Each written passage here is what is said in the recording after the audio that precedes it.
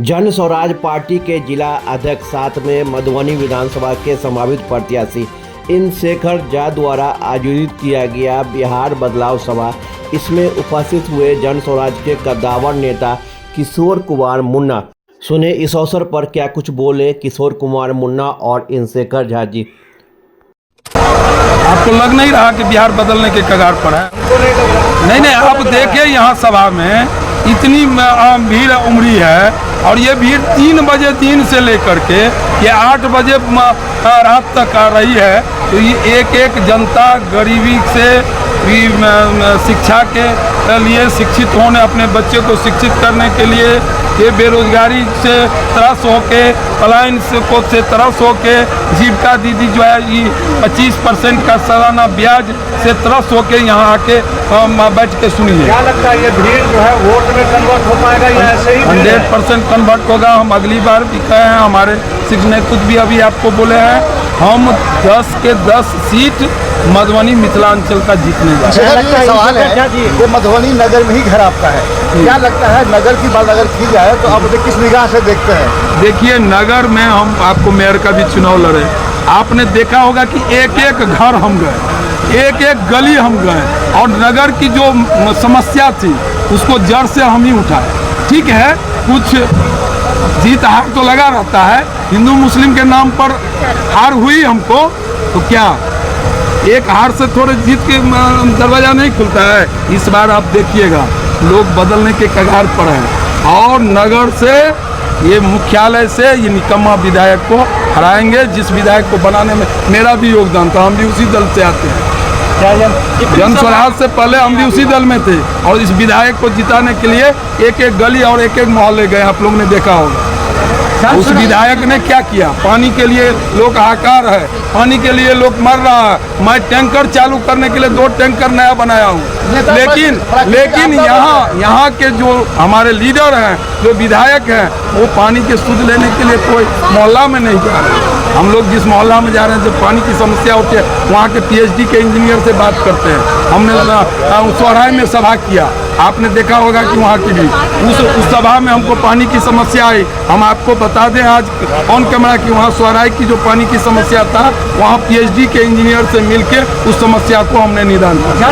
देखिए, जल संकट के लिए जो है और अपने अनुदान से, अपने ही पैसा से, अपने ही दर से हम लोग माने अभी काम कर रहे हैं। लेकिन हमारे शीर्ष नेतृत्व, हमारे जो किशोर जी सूत्रधार हैं, उन्होंने दरभंगा में दरभंगा में आश्वासन दिए कि राज्य स्तर पर हम इनका आवाज उठाएंगे।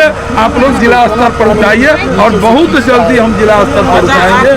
संख्या में यहाँ लोग उपस्थित हैं। लोगों के मन में 60% से ज़्यादा लोग हैं जो बिहार में बदलाव चाहते हैं। नीतीश जी, लालू जी, मोदी जी के शासन से लोग तंग आ चुके हैं। लोगों का रोजी रोजगार, पढ़ाई, दवाई, सिंचाई सब कुछ बर्बाद हो चुका है। बिहार मजदूर का फैक्ट्री राज्य है, उसमें शामिल होना।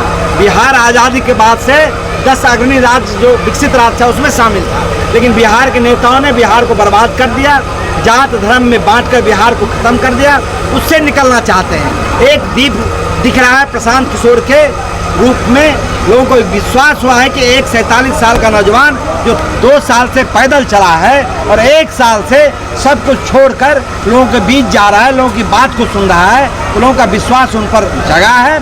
और लोग जो विश्वास है, आने वाले 4 महीने में आप देखिएगा ये विश्वास वोट में बदलेगा।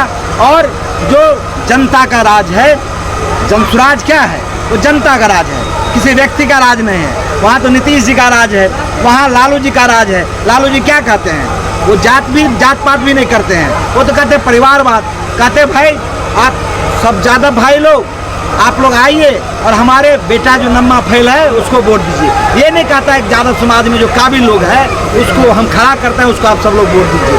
तो निश्चित रूप से एक तरफ जो तेजस्वी यादव है, जो लालू यादव 15 साल है, वो कट्टा वाला राज था, वो गुंडा वाला राज था, वो माफिया वाला राज था, बालू माफिया का, जमीन माफिया का, शराब माफिया का राज था।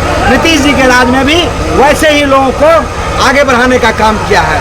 यहाँ कोई रोजी रोजगार का काम नहीं किया है। मुझे पूरा विश्वास है इंद्रशेखर झा जी सिर्फ मधुबनी के लिए चिंतित नहीं है, मधुबनी जिला के अंदर ये हमारे जिला अध्यक्ष हैं, जिला के अंदर सब सीट जीते, एक एक सीट जीते, इसके लिए ये काम कर रहे हैं। ये तो सीट हम जीतेंगे ही, इसमें कोई दो राय नहीं है, क्योंकि यहाँ के एमएलए लगातार यहाँ के लोगों के साथ दुर्व्यवहार किया है, उनके भावना के साथ खिलवाड़ किया है। कोई ऐसा काम नहीं किया जिससे यहाँ के लोगों को यहीं प्लान रुक जाता, यहाँ अच्छा स्कूलिंग का व्यवस्था है, तो उसने कोई ऐसा काम नहीं किया है। तो सवाल यही है कि आने वाले समय में 4 महीना बहुत चुनौती का है।